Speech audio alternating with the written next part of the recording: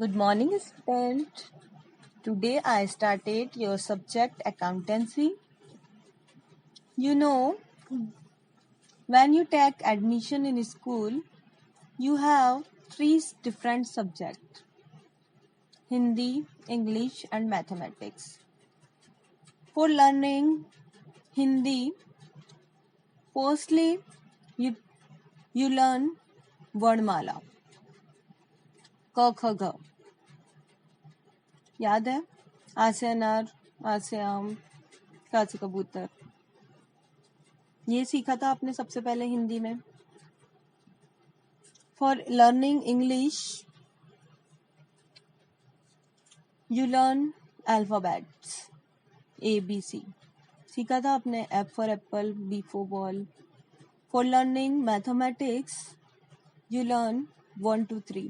1, 2, 3 सिखाया था आपके टीचर्स ने. As like I started your subject accountancy.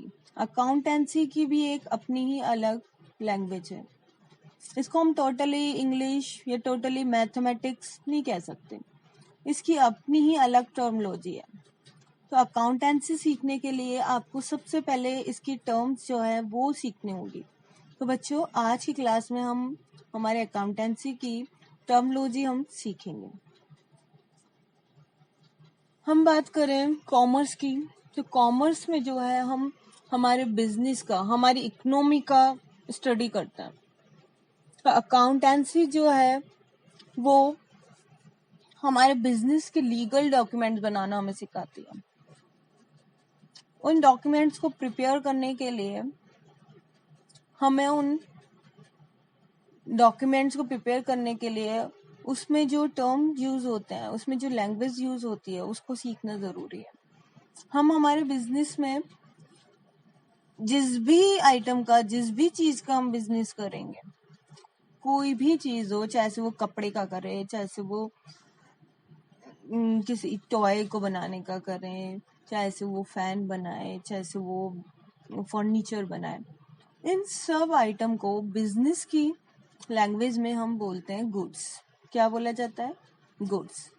यहाँ हम जो भी बात करेंगे, जो भी ट्रांजेक्शन करेंगे, उसमें हम कोई पर्टिकुलर चीज का नाम नहीं लेंगे. हम उसको बिजनेस की लैंग्वेज में, हमारे अकाउंट की लैंग्वेज में हम उसको गुड्स कॉल करेंगे.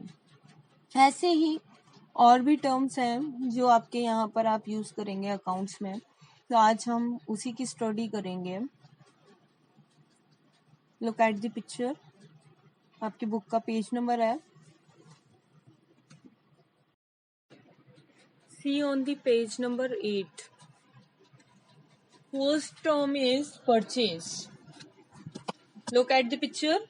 Purchase. The term purchase is used only for purchase of goods. If a business firm purchase and sell anything, then those things which are purchased for resales are called purchase. एक word आपको बार बार हमारे accounts में मिलेगा बच्चों, वो है purchase. क्या होता है परचेज? गुड्स. अभी मैंने आपको बताया, बिजनेसमैन जिस भी चीज का बिजनेस करेगा उसको वो अपने बिजनेस में गुड्स ही कॉल करेगा.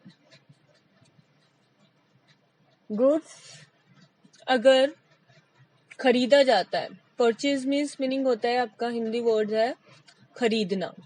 अगर हम खरीदते हैं किस पर्पस से? सेलिंग के पर्पस से. उसके पर्सनल यूज के लिए नहीं खरीदा जा रहा है, सेलिंग के पर्पस से हम गुड्स परचेज कर रहे हैं. तो ये आपका कहलाएगा परचेज. क्या वर्ड कहलाएगा? परचेज.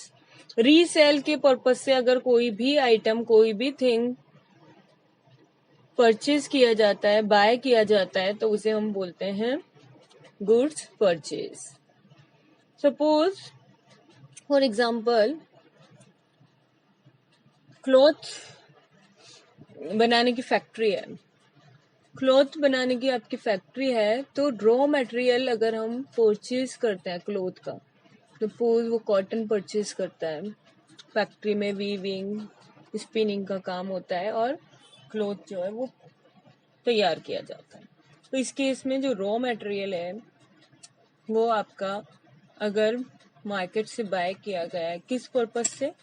उसको रीसेल के पर्पज से हमने परचेज किया है, तो ये आपका कहलाएगा परचेज। क्या वर्ड कहलाएगा? परचेज। अगर सपोज हमने कोई फर्नीचर खरीदा है, हमने अपना हमारे ऑफिस के लिए फर्नीचर अगर परचेज किया है, तो वो आपका परचेज में नहीं आएगा, क्योंकि फर्नीचर जो है वो हमें वापस से सेल करना ही नहीं है, उसको दोबारा बेचने के पर्पज से थोड़ी ना खरीदा है। जो भी थिंग हम बेचने के पर्पज से खरीदते हैं वो आपकी कहलाती हैं गुड्स परचेज। सेकंड वर्ड देखिए, सेल्स। सेकंड हम वर्ड जो है, टर्म जो है वो यूज करेंगे sales. The term sell is used for sale of those goods which were purchased for resale. Term sale हम यूज करेंगे किसके लिए? उन गुड्स के लिए जो हमने परचेज किया था रीसेल के लिए। हमने क्लॉथ के लिए रॉ मटेरियल परचेज किया, क्लॉथ हमने बनाया और फिर उसको क्या कर दिया, हमने मार्केट में सेल कर दिया। तो ये जो वर्ड होगा गुड्स सेल, ये हम यूज करेंगे हमारे अकाउंट में। अगर हम उस खरीदे हुए सामान को दोबारा से बेचते हैं, किसी कस्टमर को देते हैं, तो वो देना जो है हमारा वो कहलाएगा सेल्स। किसके प्लेस में देते हैं हम? उसके बदले में हम उससे मनी लेते हैं। इसके other, this service which provide by a person and receive income for it is called sale. अब सेल्स में हम खाली चीजों का बेचना ही नहीं देखते हैं। कोई जो है डॉक्टर है, डॉक्टर के पास आप गए, उसने आपका ट्रीटमेंट किया आपका, उसके बदले में उसने आपसे क्या लिया? फीस ली। तो अगर वो अपनी सर्विस दे रहा है, किसके बदले में? मनी के बदले में, पैसों के बदले में, तो ये सर्विस भी क्या कहलाएगी? हमारी सेल्स ही कहलाएगी। हमारे बिजनेस की लैंग्वेज में, हमारे अकाउंट की लैंग्वेज में ये सर्विस देना भी सेल्स ही कहलाएगा। सेल्स में कैश एंड क्रेडिट दोनों सेल्स आती हैं। हो सकता है हमने उधार की बिक्री की हो, उधार माल बेचा हो, तो वो भी हमारी सेल्स में ही इंक्लूड होगी। अगर हमने हमारे बिजनेस की कोई फर्नीचर था, कोई मशीनरी थी, उसको अगर हमने सेल आउट किया है, तो उसको हम सेल्स में इंक्लूड नहीं करेंगे, क्योंकि वो जो था वो हमारा गुड्स नहीं था, उस मशीनरी का हम बिजनेस नहीं कर रहे थे। सेल्स हम उसी को बोलेंगे जिस गुड्स को जिसका आप बिजनेस कर रहे हैं, जिस चीज का आप बिजनेस कर रहे हैं, अगर उसको आप मनी के बदले में किसी दूसरे पर्सन को देते हैं, तो वो आपका सेल्स कहलाता है। Third term is purchase return. Purchased goods may be returned due to any reason by businessman is called purchase return. हमने गुड्स परचेज किया था, खरीदा था, कोई ऐसा रीजन हो गया तो कि वो गुड्स जो था, सपोज वो खराब माल उसने दे दिया, क्लोथ का जो रॉ मटेरियल था वो खराब था हमारा, वो हमारे लिए यूजफुल नहीं था, तो हमने क्या किया, उसे वापस से जिससे हमने परचेज किया था उसको वापस रिटर्न कर दिया। तो ये वर्ड जो है, ये टर्म जो है वो आपकी कहलाएगी परचेज रिटर्न। इसका एक अदर्स नेम भी है, it is also called return outward. Return outward आपको अकाउंट्स में बहुत बार मिलेगा बच्चों, इसे ध्यान से सुनिए। रिटर्न आउटवर्ड जो है वो परचेज रिटर्न का ही अदर नेम है। परचेज रिटर्न को ही हम रिटर्न आउटवर्ड कहते हैं। आउटवर्ड यानी जो बाहर से आया था सामान, उसको हमने रिटर्न कर दिया, वापस दे दिया। आउटवर्ड का मतलब होता है हमने जो बाहर से परचेज किया। अब बाहर से कौन सा आया था? गुड्स परचेज ही तो किया होगा, खरीदा तो होगा आपने किसी और से, उसको हमने क्या कर दिया? रिटर्न। तो ये परचेज आउटवर्ड बोले या परचेज रिटर्न, दोनों एक ही टर्म है। Next is sales return. Goods sold goods when returned by purchaser due to any reason are termed as sales return. हमने सेल किया था, क्लॉथ हमने बेचा था और उसमें कोई डिफेक्ट निकल गया, तो आपके कस्टमर ने क्या किया? आपको वापस उसको दे दिया, रिटर्न कर दिया, तो ये आपका कहलाता है सेल्स रिटर्न। जो हमने बेचा था वो हमें वापस से मिल गया। इसका एक दूसरा अदर्स नेम है, this return is come into business again, so it is called return inward also. इसको हम क्या बोलते हैं? रिटर्न इनवर्ड भी बोलते हैं। इनवर्ड का मतलब जो आपके पास था, अंदर से जो था, जो हमारे पास पहले से ही था, उसको हमें वापस हमें मिल गया। रिटर्न इनवर्ड, जो हमारा यहाँ से गया था माल वो वापस रिटर्न हो गया। इसका अदर नेम याद रखना है आपको बच्चों, ये आपको बार बार में आपके अकाउंट्स में मिलेगा। तो इसे हम बोलते हैं रिटर्न इनवर्ड या सेल्स रिटर्न। सेल्स रिटर्न बोले, रिटर्न इनवर्ड, दोनों एक ही टर्म है। Next is capital. Capital means the amount which the proprietor has invest in business to start the business or expansions of business. Yes, capital very important term.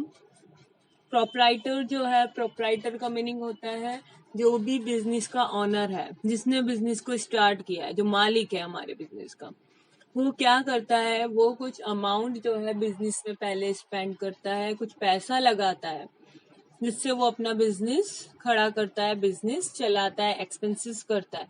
इस amount को हम call करते हैं हमारे अकाउंट की language में capital. क्या call करेंगे इसको हम? Capital. Capital is amount which the proprietor has invest in business, which is proprietor has invest in business। Business में जो भी पैसा प्रोप्राइटर लगाएगा, ऑनर लगाएगा, वो उसकी क्या कहलाएगी? कैपिटल। जिस पे उसको क्या मिलेगा रिटर्न में? प्रॉफिट।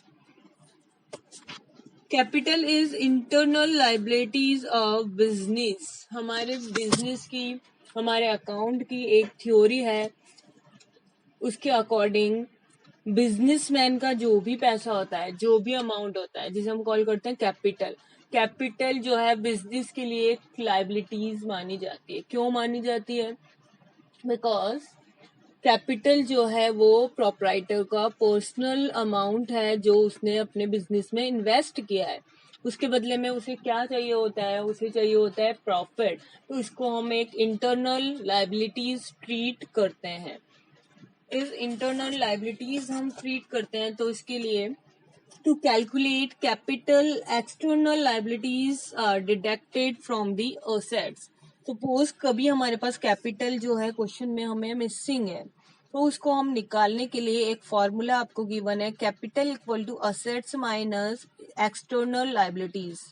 एक्सटर्नल लाइबिलिटीज हम बोलेंगे जो हमने बाहर से कोई पैसा उधार लिया है, बाहर के जितने आउटसाइडर जो लोग हैं जिनके लिए आपकी रेस्पॉन्सिबिलिटी बनती है, उनको आपको अमाउंट पे करना है, वो सब आपके आउटसाइडर कहलाते हैं। उनका पैसा अगर बिजनेस में लगा है और हमने बिजनेस के लिए कुछ असेट्स परचेज किया है, मशीनरी है, बिल्डिंग है, लैंड है, ये सब आपके असेट्स कहलाते हैं।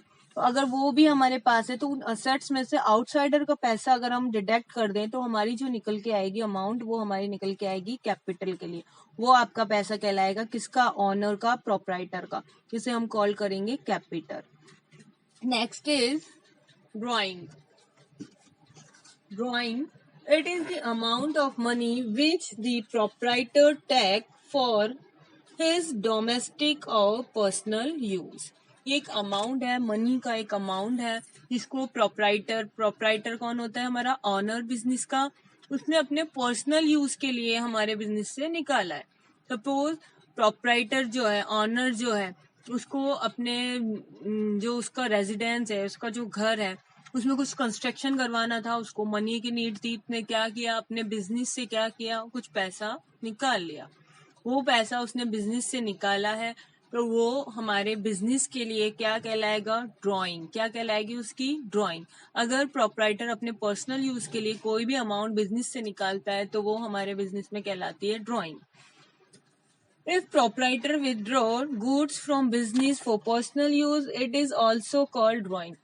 किसी की बात नहीं करेंगे हम, अगर प्रोप्राइटर जो है उसने किसी पर्सनल यूज के लिए भी ड्राइंग की है, कोई आपके गुड्स जो है निकाला, सपोज क्लोथ का बिजनेस करता था, वो क्लोथ थे उसके पास, उसने क्या किया? प्रोप्राइटर ने खुद की वाइफ के लिए कोई क्लोथ जो है वो अपने बिजनेस से ले लिया, या अपने बच्चों के लिए जो है वो क्लोथ जो है बिजनेस से ले लिया। अपने पर्सनल यूज के लिए अगर उसने गुड्स को यूज किया है, हमारे बिजनेस के गुड्स को उसने पर्सनल यूज में लिया है, तो वो हमारे बिजनेस में क्या कहलाएगा? Drawing. Proprietor give interest on drawing to business. उसे क्या देना पड़ेगा? अगर उसने ड्राइंग की है तो उसने हमारे बिजनेस को इंटरेस्ट पे करना होगा। क्लियर है? हमने कितने टर्म पढ़े? हमने पढ़ा purchase. What is purchase? The term purchase is used for purchase of goods, कोई भी गुड्स परचेज किया जाता है, बिजनेस जिसका किया जाएगा उसको अगर हम मार्केट से लेते हैं, खरीदते हैं, वो आपका कहलाएगा purchase. Sales, the term sales is use for sales of goods which were purchase for resale. हमने कोई गुड्स जो परचेज किया था उसको हम दोबारा किसी और को, किसी कस्टमर को हम दे रहे हैं, तो वो आपका कहलाएगा sales. Purchase return, purchase return goods may be returned due to any reason by businessman is called purchase return. जो हमने गुड्स परचेज किया था, बाहर से मार्केट से हमने लिया था, उसे किसी रीजन से हमने वापस उसको लौटा दिया, तो आपका कहलाएगा purchase return. Sales return, goods sold goods were return by customer, customer से अगर जो हमने माल उसको बेचा था, सेल किया था, वो वापस हमारे पास आता है, तो वो क्या कहलाता है, sales return. Next is capital. Capital means amount of proprietor invest in business. Business में proprietor ने जो पैसा के लगाया वो क्या कहलाएगा, capital. Capital क्या होता है, internal liabilities. Next is drawing. It is the amount which of money is proprietor take for personal use. Personal use के लिए कोई amount या goods proprietor ने अपने business से क्या कर लिया, withdraw कर लिया, निकाल लिया, तो वो कहलाएगा drawing. Clear है आपको ये सारी term? Next is assets. The proprietor has many resources in business like cash, bank balance, debtors, bills receivable, stock, furniture, machine, land and business, etc. Assets देखिए बच्चों क्या होता है, हमारे बिजनेस को मैनेज करने के लिए, बिजनेस को सेटअप करने के लिए हमें बहुत सारी चीजों की जरूरत होती है. सपोज मैं ऑफिस ही खोलकर बैठूं, तो मुझे ऑफिस में अगर मैं चाहती हूँ तो ऑफिस के लिए पहले तो मुझे क्या चाहिए, बिल्डिंग चाहिए, कोई एरिया चाहिए, तो मुझे बिल्डिंग लेना होगा. ऑफिस के लिए स्पेस तो चाहिए. फिर उसके बाद मुझे उस ऑफिस में सेटल होने के लिए मुझे क्या चाहिए, वहां पर एक टेबल भी होना चाहिए, चेयर भी होना चाहिए. तो मैं जिस चीज से मैं बिजनेस कर रही हूँ या मैं जो करना चाहती हूँ उसके लिए कुछ मुझे मशीनरी चाहिए, कोई फर्नीचर चाहिए, वो सारा सेटअप मुझे चाहिए. तो ये सब रिसोर्सेज जो प्रोप्राइटर्स को चाहिए होते हैं, जो प्रोप्राइटर्स लेता है, तो उसको कैश चाहिए, बैंक चाहिए, कैश अमाउंट चाहिए, अमाउंट पैसा चाहिए. और सपोज उसने किसी से उधार मनी ली है तो वो उसके डेटर्स कहलाते हैं, जिनको उसको वापस पैसा अमाउंट देना होता है. कुछ बिल्स उसके हो सकते हैं, बिल्स रिसीवेबल होता है, हमने किसी से बिल ले लिया और वो थोड़े टाइम बाद उसका अमाउंट हमें कैश में पे करेगा. तो ये सारी चीजें जो होंगी वो हमारे बिजनेस के लिए वैल्यूएबल होगी, रिसोर्सेज होगा, वो हमें फ्यूचर में पैसा देगा. हम ऐसा सेटअप जब लगा के बैठेंगे, ये सारी चीजें हमें क्या करेगी, फ्यूचर में बेनिफिट देगी. इससे हमारे कस्टमर बनेंगे, लोग हमारे पास आएंगे, हमारी सर्विस लेंगे, या हमने जो गुड्स जो हमने बेचना स्टार्ट किया है, सेलिंग बाइंग किया है, वो हमारे सेल्स हमारी होगी, वो हमसे खरीदेंगे. तो ये सारी चीजें जो हमारे बिजनेस को सेटअप करने में हम यूज करते हैं वो हमारी कहलाती हैं असेट्स. वैल्यूएबल होती हैं. एक बार हमारा अमाउंट इसमें लगता है, बहुत बड़ी जो है अमाउंट हमें स्पेंड करना पड़ता है, इन्वेस्ट करना पड़ता है पैसा, लेकिन वो रिटर्न में हमें फ्यूचर तक उसका बेनिफिट मिलता रहता है. एक बार हमने पैसा लगा दिया हमारे बिजनेस को सेट करने में, और उस पैसे से हमें लॉन्ग लाइफ जो है इनकम होती रहती है.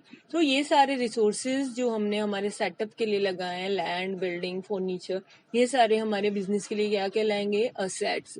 इनको हमने परचेज इस पर्पज से नहीं किया है कि हम इसको बेचेंगे, वापस से किसी और को सेल्स करेंगे. अगर बेचने के पर्पज से करते तो वो हमारे बिजनेस का गुड्स होता, लेकिन ये तो हमने बिजनेस को लॉन्ग लाइफ देने के लिए हमने सेटअप लगाया है, तो ये आपके कहलाते हैं असेट्स. इस डेफिनेशन से देखिए, according to R N Anthony, assets are valuable resources owned by business which are acquired at a measurable money cost. इनको हम एक्वायर्ड करते हैं, बिजनेस का ऑनर इसको खरीदता है, ऐसे रिसोर्सेज जिसमें एक अमाउंट जो है, वैल्यूएबल अमाउंट जो है मनी का, उसको देना पड़ता है. इस डेफिनेशन से देखिए असेट्स के फीचर्स निकल के आते हैं. रिसोर्सेबल शुड बी वैल्यूएबल. ये रिसोर्सेज जो होते हैं वो वैल्यूएबल होता है, एक जो है बड़ा अमाउंट हमें इसमें स्पेंड करना होता है. They are owned by business organisation. कौन देता है ये हमें, बिजनेस का जो ऑर्गेनाइजेशन जो है वो इसको ऑनर्ड करता है, देता है। They are measured by money value, किस में मेजर किया जाता है, इसको हम मेजर कर सकते हैं मनी की टर्म में, इसकी मनी की टर्म में हम इसको मेजर करते हैं। If the resources can not be measure in money value it is not assets, अगर इनकी मनी वैल्यू कुछ नहीं है, कोई मनी में इनको कन्वर्ट नहीं कर सकते, तो ये हमारे बिजनेस के लिए असेट्स नहीं है, इनको हम असेट्स नहीं कहेंगे। नेक्स्ट देखिए टाइप्स ऑफ असेट्स। असेट्स आपकी क्लासिफाइड हैं, अलग अलग टाइप के असेट्स हम यहाँ देखते हैं। तो फर्स्ट जो है वो है फिक्स्ड असेट्स। फिक्स किसे कहेंगे हम, fixed assets are those assets which are used in business for long time and purchase for the purpose of operating the business means of production of goods and service. हमने ऐसे assets, ऐसे resources जो हमने एक long time के लिए एक अच्छा जो है बड़ा अमाउंट लगा के हमने उनको परचेज किया, एक लंबे टाइम तक हमारे बिजनेस में ड्यूरेबल रहेगा, हमारे बिजनेस को वो बेनिफिट देगा, वो आपका कहलाता है फिक्स्ड असेट्स। इसमें देखिए कौन कौन से असेट्स आते हैं। फॉर एग्जांपल लैंड, लैंड आपने खरीदा है, लैंड जो है आपकी कॉस्टली आती है, एक बड़ा अमाउंट आपने पे किया होगा, लैंड इसमें आएगा किसमें, फिक्स्ड असेट्स में। फिक्स है, वो बहुत लंबे टाइम तक हमारे पास चलने वाली है, कोई 1-2 साल में थोड़ी लैंड खराब हो जाएगी, हमें देनी पड़ जाएगी, बहुत लॉन्ग टाइम के लिए हमारे बिजनेस में रहेगी। बिल्डिंग है, plant and machinery, plant and machinery जानते हैं बच्चों आप, प्लांट एंड मशीनरी होता है आप जिसके थ्रू हम बिजनेस करेंगे, हमारा बिजनेस चलेगा। नेक्स्ट फर्नीचर, फर्नीचर सब जानते हैं, जो हमने सेटअप लगाया, चेयर और जो है टेबल्स वगैरह जो खरीदी हैं, फर्नीचर्स में आएगा। Motor vehicle, motor vehicles etcetera, ये सारे आपके क्या कहलाएंगे, fixed assets. Next is current assets. Current assets are those assets of business which are kept for resale or with a purpose of convert them into cash within an accounting year। Fixed assets में तो हमने देखा एक लंबे time तक, बहुत time तक वो हमें क्या देगा, बेनिफिट देगा। इसके अपोजिट हम देखें, कुछ ऐसी चीजें होती हैं जो हमारे पास शॉर्ट टाइम पीरियड के लिए होती है, with in 1 year. Accounting year होता है हमारा 1 साल के लिए, 1 ईयर के लिए ड्यूरेशन उनका होता है। तो ऐसे असेट्स जो 1 ईयर तक आपके कन्वर्ट हो सकते हैं, किसमें, कैश में भी कन्वर्ट कर सकते हैं, वो आपके कहलाते हैं करंट असेट्स। इसमें देखिए हम एग्जांपल देखें तो हम कौन से देखते हैं। स्टॉक ऑफ गुड्स, हमने गुड्स खरीदा है, सामान आपने खरीदा है, रीसेल के लिए खरीदा है, तो वो स्टॉक में जब आपके गोडाउन में रखा है, तो एक साथ में तो सारा हम बेच नहीं सकते कस्टमर को, धीरे धीरे ही तो बेचा जाएगा ना। 1 अकाउंटिंग ईयर में, 1 साल के अंदर 6 महीने में वो बिकेगा आपका सामान। तो जब तक वो आपके बिजनेस में रखा है वो आपकी असेट्स ही कहलाएगी। तो ऐसा स्टॉक जो आपके बिजनेस में रखा है वो आपका कहलाएगा करंट असेट्स, क्योंकि वो एक छोटे टाइम पीरियड के लिए आपके पास है। फिर डेटर्स, डेटर्स होते हैं बच्चों जिनको हमने सपोज हमने जो है क्रेडिट सेल्स किया है, मैंने उधार की बिक्री कर दी, अभी उन्होंने पैसा नहीं दिया है लेकिन दे देंगे, इन फ्यूचर वो मुझे पैसे दे देंगे, तो वो हमारे डेप्टर्स कहलाते हैं।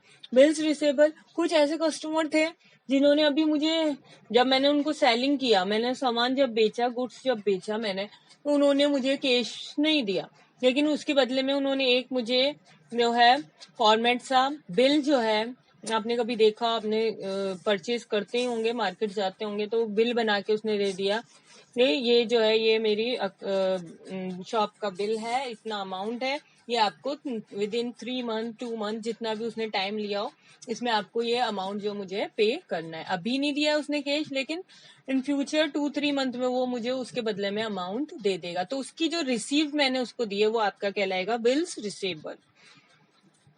नेक्स्ट प्रीपेड एक्सपेंसेस एक्सेट्रा, कुछ ऐसे एक्सपेंस मीन्स होता है खर्चा करना, कुछ ऐसे एक्सपेंस मैंने कर दिए, ऐसे खर्चे मैंने कर दिए हैं जो मुझे अभी नहीं करने थे, वो मुझे इन फ्यूचर करने होते, अभी मेरा टाइम नहीं था उसको मैंने पेमेंट देना। जैसे मैं जो है ये बिल्डिंग जो है मैंने रेंट पे ले रखा है, इस बिल्डिंग का रेंट जो है मैंने एडवांस दे दिया, एडवांस अगर मैंने रेंट दिया है, ऐसा खर्चा मैंने किया है, तो वो मेरा कहलाएगा prepaid expensive.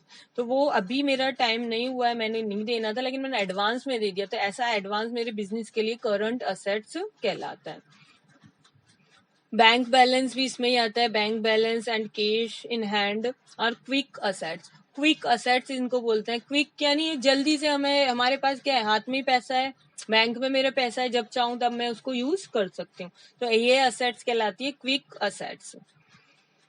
Stock and short-term investment are written in book of accounts at their cost value.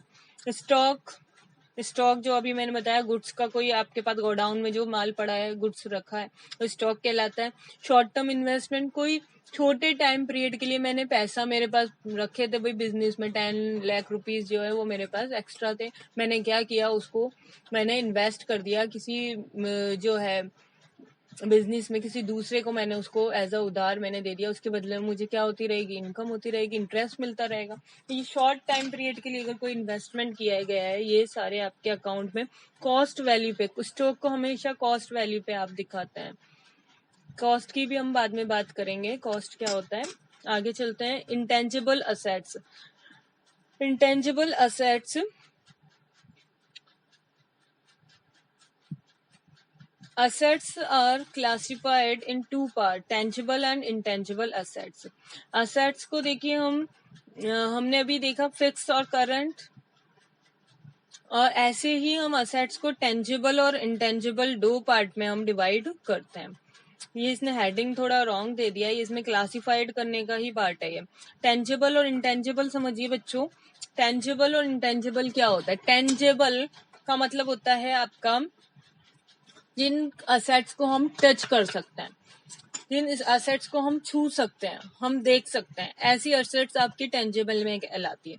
Intangible आपकी असेट्स होती हैं जिन्हें हम टच नहीं कर सकते, सिर्फ वो हमारे बिजनेस में होती है बट हमें दिखाई नहीं देती है, लेकिन वो हमारे बिजनेस में एक बहुत बड़ा रोल प्ले करती है. टेंजिबल देखिए, दी assets which can be seen in physical form are called tangible assets like building, land, machinery, stock, furniture, etc. ऐसी असेट जो फिजिकली हमें नजर आ रहा है, हमें दिख रही है, वो आपकी क्या कहलाती हैं, वो कहलाती हैं टेंजिबल असेट्स, जिनको हम देख सकते हैं, छू सकते हैं. Second, by those assets which do not have any physical form and cannot be seen and touched are called intangible assets. For example, goodwill, copyright, patent, etc. कुछ ऐसी assets होती हैं हमारे बिजनेस में जो हमें फिजिकली हमें दिखाई नहीं देती हैं, लेकिन वो हमारे बिजनेस के लिए इम्पोर्टेंट होती हैं. Like goodwill. गुडविल को समझिए, गुडविल होता क्या है. सपोज मैं जो है बिजनेस कर रही हूँ, काफी टाइम से कर रही हूँ, मेरा बिजनेस इतना अच्छा है, लोगों को मेरा जो गुड्स है, मेरा जो मैं प्रिपेयर बनाती हूँ, सपोज मैं क्लोथ ही बनाती हूँ, क्लोथ बेचती हूँ, तो वो क्लोथ जो है लोगों को बहुत पसंद आते हैं, बहुत सारे कस्टमर मेरे बन चुके हैं, बहुत ज्यादा प्रॉफिट मुझे हो रहा है. तो ये जो मेरी पब्लिसिटी है, फेमसिटी है, ये मेरे लिए क्या कहलाएगी, गुड्स. क्योंकि लोग मेरे गुड्स को, मेरे प्रोडक्ट को बहुत अच्छा पसंद करते हैं, बहुत सारे कस्टमर मेरे बन चुके हैं, तो ये मेरी क्या होगी, गुडविल होगी. तो ये गुडविल दिखाई थोड़ी देती है, मैं इसको फिजिकली थोड़ी ना यहाँ पर देखूंगी ये गुडविल है, लेकिन लोगों को मेरी प्रोडक्ट को जो है लोग मुझे पसंद करते हैं, बहुत ज्यादा प्रोडक्ट लोगों को पसंद आता है, लोग यूज करते हैं और उसके हैबिचुअल हो चुके हैं. तो ये जो है, ये जो मेरी ब्रांड बन गई है एक लोगों के बीच में, ये मेरी कहलाएगी गुडविल. तो ये आपकी कहलाती है इंटेंजिबल असेट्स.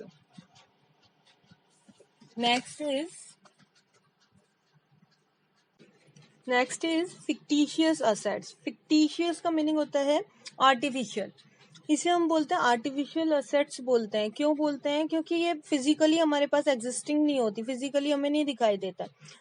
देखिए डेफिनेशन दी, assets which do not have any physical existing, they are only on assumption base, are called fictitious assets. जिसकी फिजिकल एग्जिस्टिंग नहीं होती, अजम्पशन पे हम उसको जो है कॉल करते हैं असेट्स. इसका एक ही एग्जांपल है आपके पास, गुडविल. गुडविल अभी मैं आपको बता चुकी हूँ बच्चों, गुडविल होता क्या है. गुडविल जो है उसको हम फिक्टिशियस असेट्स में इंक्लूड करते हैं. इंटेंजिबल तो है ही, उसके साथ ही उसको नाम जो दिया जाता है फिक्टिशियस असेट्स का भी दिया जाता है. कई बार ऐसा होता है हमारी बुक्स में हम गुडविल शो करते हैं बट उसकी कोई वैल्यू नहीं होती, वैल्यू लेस गुडविल होती है, लेकिन वो हमारे बिजनेस के लिए इम्पोर्टेंट भी होती है. क्यों होती है, क्योंकि जब बिजनेस लॉस में जाता है तो हम इंक्लूड करते हैं किसको, गुडविल को इंक्लूड करते हैं, किसके लिए, हमारे जो है बिजनेस की वैल्यू को इंक्रीज करने के लिए. Next is receivable. Receivable means received of business from debtors.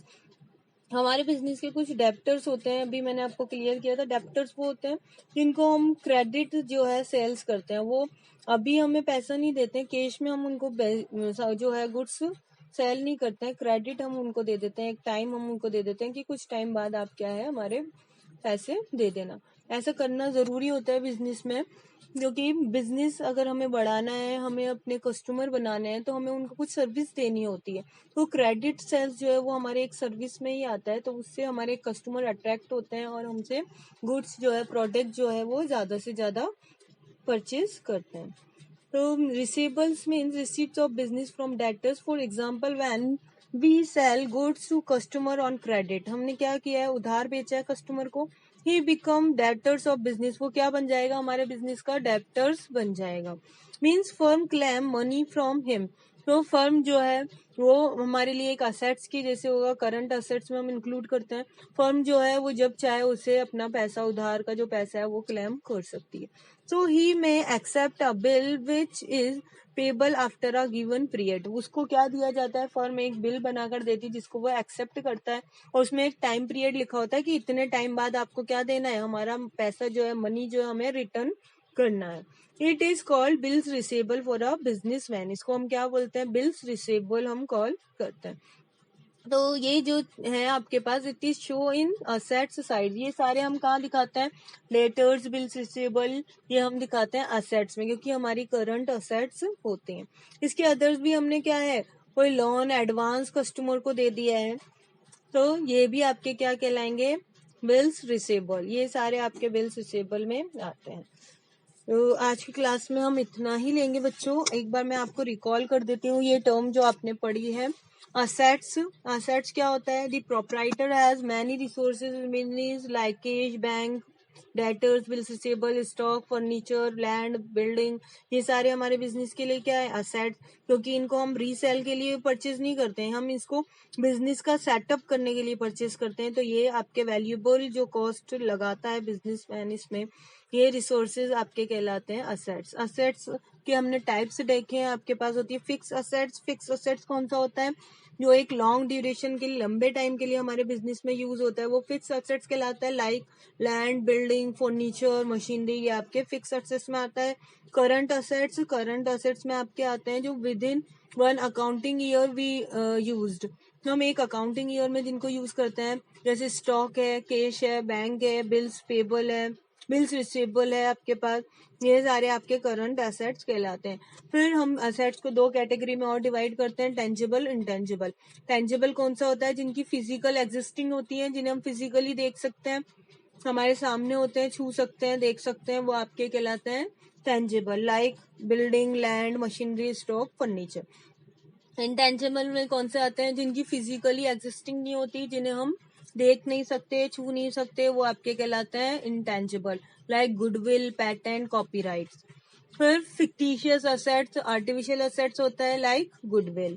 Receivable, रिसेबल्स में हम सारे जिनसे हमें इन फ्यूचर में हमें पैसा मिल जाएगा, जैसे हमने उधार क्रेडिट जो है वो सेल्स किया है, तो डेटर्स हमारे होते हैं, डेटर्स को क्रेडिट सेल के बदले में हमने बिल बनाकर दिया है, तो वो बिल्स रिसेबल होता है। कोई लोन एडवांस हमने दे दिया है कस्टमर को, हमने पहले सपोज हमें परचेज करना था, मैंने उसको एडवांस में पैसे दे दिए, अभी तक मेरे पास गुड्स नहीं आया है, तो वो आपके लोन्स एंड एडवांस में आता है, ये सारे आपके रिसीवेबल में इंक्लूड होते हैं। बच्चों आपको ये सारे टर्मोलॉजी जो है अपने नोटबुक में, अकाउंटिंग के रजिस्टर में आपको इसको नोट करना है अच्छे से, नीटली, आपको neat and clean hand writing में इसको नोट करना है और इसको रिवाइज करना है, लर्न करना है। तो जब हम प्रैक्टिकल क्वेश्चन करेंगे ये टर्म आपके बार बार में यूज होंगे। तो थैंक यू आज के लिए।